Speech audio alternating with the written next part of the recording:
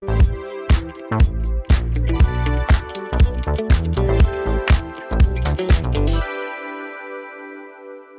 meet Capricorn, Capricorn sun sign, rising sign, and or moon sign. This is a 2-week reading for all Capricorns starting today, the 20th of September, 2024. This is Ariel Gatoga, and today I am reading with this Tarot del Romero, and I've already purified with this Vervain by Panier des Sens. Now, I've put links to purchase the products in the video description of this video on YouTube, on my YouTube channel. However, this is not available, this Del Romero, but he does have another deck, the same artist, called the Tarot del Fuego, and it's very similar. So I put that link right in the video description. Let's see what's in the cards for all you gorgeous Capricorns. We start off with the 3 of Cups, followed by the 4 of Cups, and then the 9 of Cups. Kappa. This is wonderful. These are really nice cards, Capricorn. So much inner work. You are really doing so much on the inner planes, and that's smart. That's practical. A lot of times I think the practical people of the world, of which Capricorns tend to be, not always, but they tend to be, don't understand the practicality of doing the inner work, because you get faster, better, clearer results than simply always focusing out externally. And obviously you know this because look at you. It's pretty amazing. 4 of Cups is a regular daily spiritual practice. The 3 of Cups has to do with it's time to remember to celebrate. Remember to celebrate your wins. When you do that, there is practical benefit from celebrating your wins, because that aligns your deep mind with the idea of yes, more of this, please. Yes, you're on the right track. So the more you celebrate, and you don't have to go crazy, but just, acknowledge, clink your glass a little bit. When you acknowledge your cup, I should say, when you acknowledge your successes, even the seemingly minor ones, by celebrating them, they tend to grow. They tend to grow, and they tend to stay on track, because 3s are Saturnian in nature, which is your ruling planet.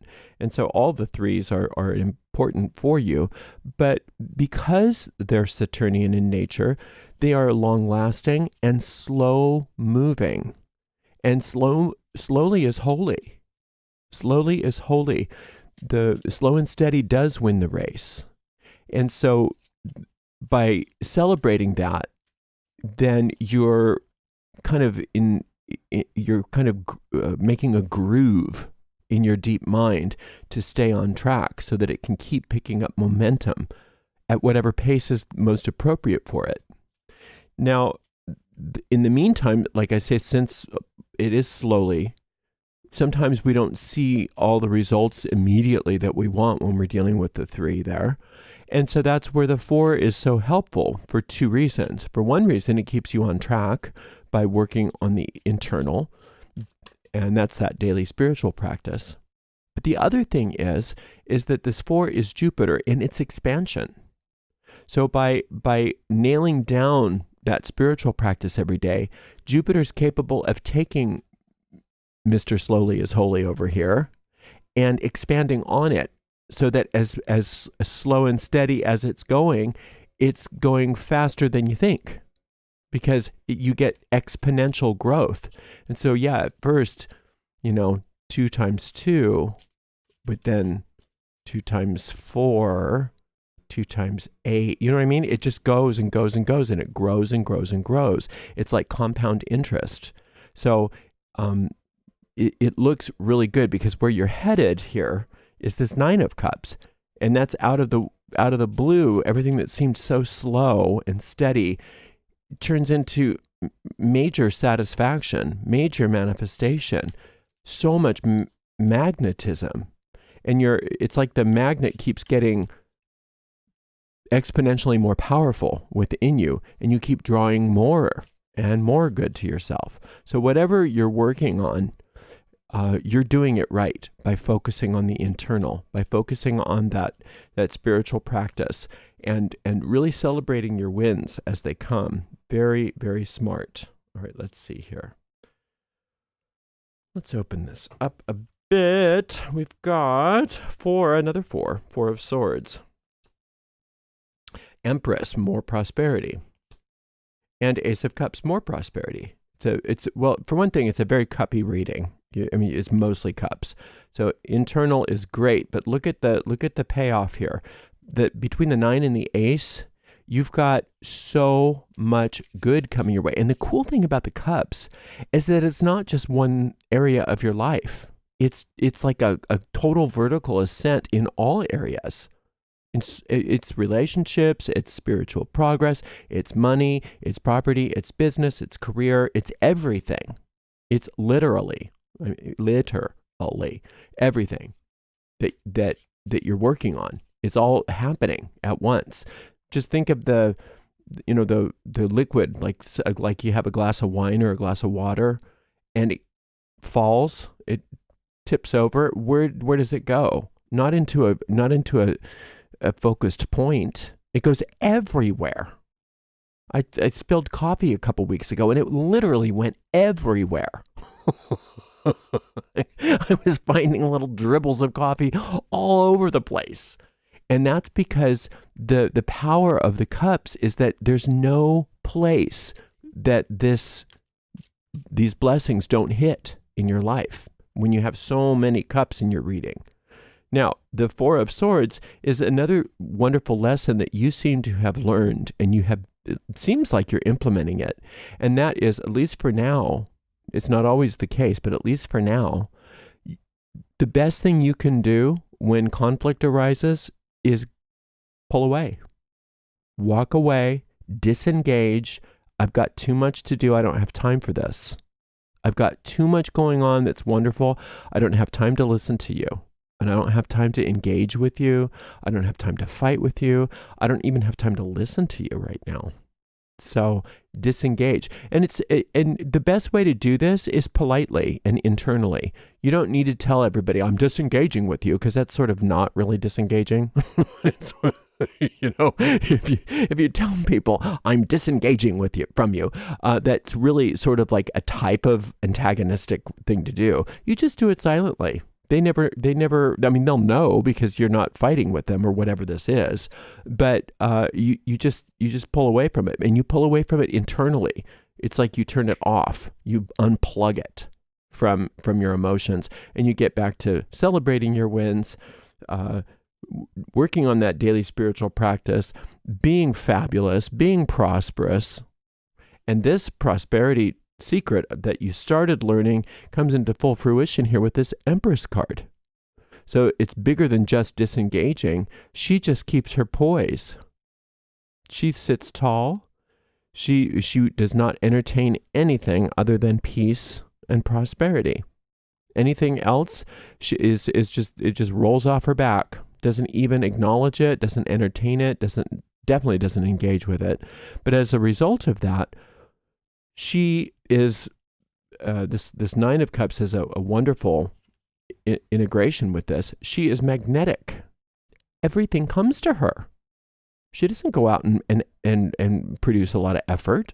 She doesn't get up off her throne and go, make some cold calls. She doesn't do any of that stuff. It all just comes to her. Now, I'm not saying if you're engaged in a type of business that involves things like cold calls that you should stop doing it. But I am saying that there's no internal effort involved anymore. You're just poised. You're just peaceful, poised, and serene. And you do it because it's the thing to do. And as a result, you become very successful at whatever it is. But you're not putting a bunch of undue effort into it. You're existing through the power of poise.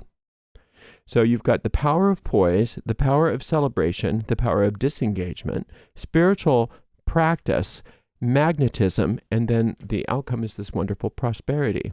And like I said, this prosperity is all encompassing. And it wouldn't be bad for you, Capricorn, to think for a moment as to what the word prosperity means to you. What does it encompass? Because if you think about prosperity as simply meaning things turning out well, things that are good, what's good in your life? And what would be good in your life that you don't have? And what is good in your life that you would love to see grow? So of course that can include money. Mostly that's what people think about when they think of prosperity. Money, money, money. But it's so much bigger than just one thing. And it's not that money's not important. Of course it is. But that's not everything. It might be self-expression. It might be creativity. It might be relationships. It might be health. Physical and or mental and or emotional health. It might be the wonderful things that you love to work with, your work in the world. It might be your career. It might be your hobbies. It might be gardening. It might be your home. It might be buying new furniture. It might be all kinds of stuff. Wardrobe, it doesn't matter. Whatever you love, that's all that matters, is that you love it. So what do you love and what would you love? Well, that's what's here. Because think of this cup as being like this big cup. Maybe bigger than your house, maybe bigger than a high-rise building.